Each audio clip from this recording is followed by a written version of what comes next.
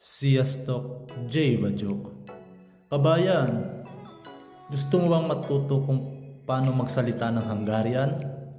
Pag-uusapan natin ngayon kung paano natin sasabihin sa salitang Hungarian ang kamusta ka or how are you.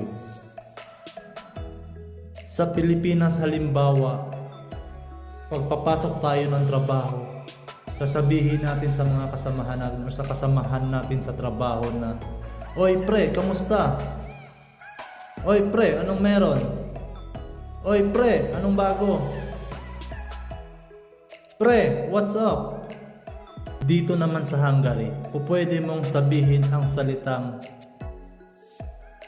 Szia, Húcsbaj, Szia, Mia Helyzet, Szia, mi újság, Szia, mi van. Pag sinabi mong Húcsbaj, ibig sabihin nun ay kamusta ka.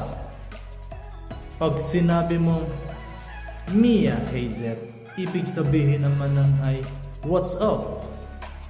Pag sinabi mong mi újság, ibig sabihin naman nun ay anong bago.